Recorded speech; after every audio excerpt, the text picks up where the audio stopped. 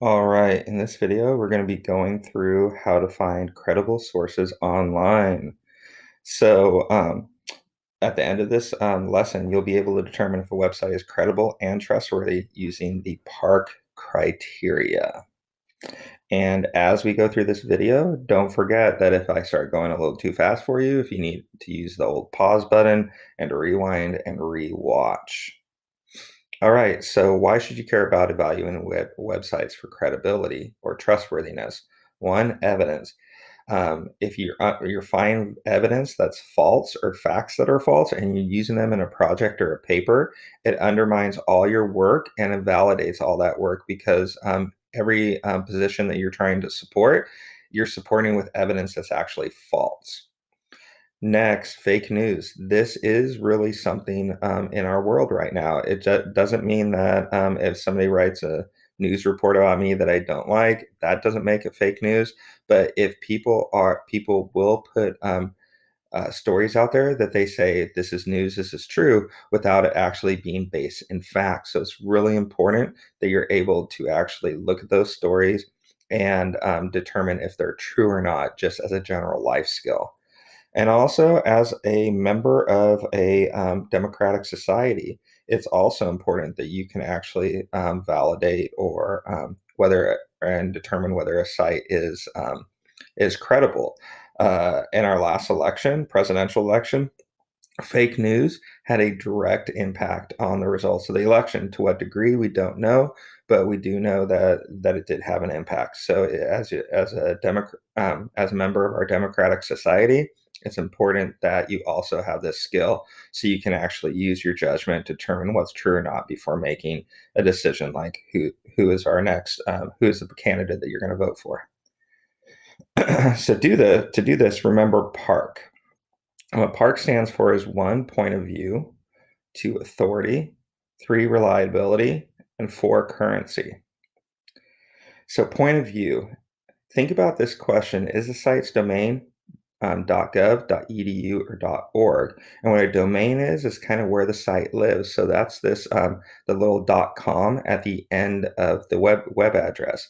.gov means it's a government site. .edu means it's a higher education institution like a university or a college. And .org means that it's a nonprofit organization like Greenpeace or I believe even the NRA is a .org. If it's a .com, that means it's a commercial site, or a .net means it's a network of sites, usually .coms. And a .com, you just have to be a little bit suspicious about because anybody can create a .com. There's really no process to validate whether it's true or not, or to go through and to evaluate the author's credibility. Also, with any of these sites, you need to ask yourself: are they trying to inform you and not persuade you, or are they trying to change your perspective on a topic? Any one of these sites, even the .gov, .edu, and .org, could do that. So if it is trying to persuade you, it doesn't necessarily mean that you can't use it. It just means that you're going to have to balance the information from that website with a website that is more objective, or from the other side of the issue. Next, authority. First, can you find who the author is, and also what makes him or her an expert? So, do they have an advanced degree like a PhD or a master's? Do they have some sort of experience, or are they a director of a famous facility? Something like that. And also, if you can't find who the author is, that's something that right there you can't trust the website, because there's a reason why the author doesn't want you to be able to identify them. Also, is the author an expert on the topic they're talking about? I love humpback whales. I think they're great for the ocean ecosystem. But if I created a website or an article online about the humpback whales and how they help the ocean ecosystem, I'm not an expert in that. I have a degree in English and psychology, but not in marine biology or just biology. So I wouldn't be considered an expert on that topic. And then also, can you find the author's contact information? Is there a phone number, an address, usually email? And if it's a hyperlink on the email, click on it. Does it take you to a place where you can actually submit an email or a question to the author? If it's a dead link or there's no contact information, again, be suspicious, because there's a reason the author probably doesn't want you to contact him. Next, reliability. This one is an easy one to see, and it's an important one. Is the website free of spelling and grammar mistakes? Um, if it has a ton of spelling and grammar mistakes, it could tell you two things. One, when in the presidential election, a lot of fake news stories that people found on Facebook and Twitter and other social media sites, they were full of spelling and grammar mistakes because those stories originated in the Ukraine, an Eastern European country whose native language is not English. So there was a ton of spelling mistakes. And then two, if the author is too lazy to simply use spelling and grammar check in, like, say, Google Docs or Word, and then paste it over on the website, then they probably don't really care too much about the information they're putting on this website. So again, be really suspicious with that one. Also, is it based on facts? What you're finding on the website, the information, can you go and validate that by checking another reliable source, or can you actually verify that through direct observation?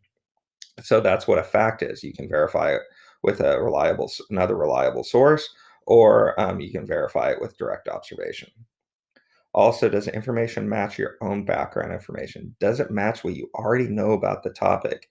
If it doesn't, then definitely check other resources to make sure that information matches up.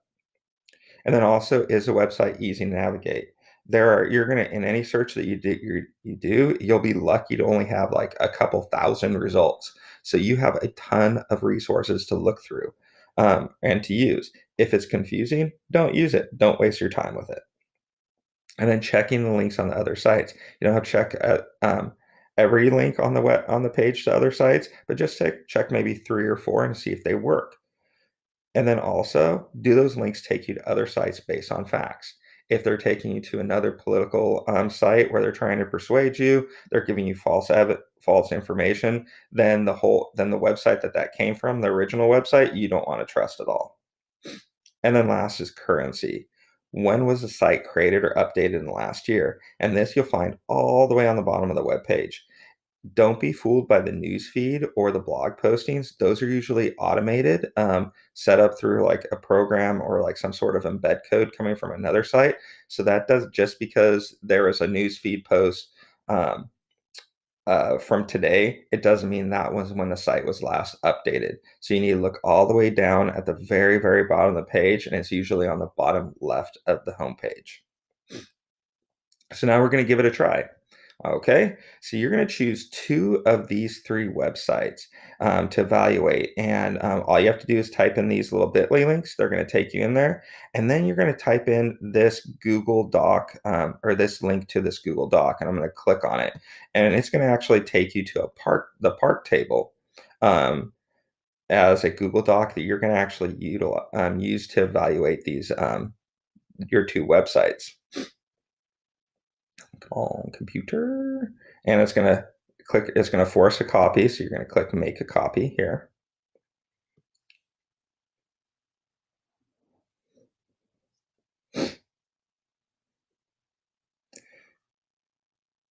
And then you have a couple of choices. If you want to print out this document, you can go ahead and print it out on your home site, on your home printer, that is, sorry. I'm not going to print it out for you. Or you can simply use the highlighting tool in Google Docs that we've learned already, and you can just highlight what you think is the answer to each one of these questions. But again, you're just going to be looking at two of these three websites, okay? All right, after you look at those two websites, I'm going to go back over here and oh, why we can't? Oh, there we go. You're going to go down to this link right down here. Let me click exit out of there so you can see it. Type in this link. It's going to take you to our Padlet. And what I want you to do, I want you to just respond to one of the websites, and I want you to use claim evidence reasoning to actually do a quick Padlet post. It doesn't need to be a full-on 3-paragraph essay, just short. Make it a quick claim. Use evidence from your park table to explain, to justify your reasoning, whether you believe the site is credible and trustworthy or whether it's not. And then using your reasoning, why that information that you found through the park table justified what your claim was. Okay, so all you have to do is click on the little plus here, and then you are going to have, and then you'll type in your response right here. Okay, this this right here. So it's really important that you complete this because we're actually going to be starting our research report here in a couple of days. And we're going to be doing a lot of online research. So before you're able to use a resource online, you're going to have to put it through the park test. So I want you to get some practice using it right now because this, again, we're going to be utilizing this in your next research project. All right, that's about it. Remember to pause and rewind if you need to watch any parts again and have this ready to go so we can move forward tomorrow with our next step.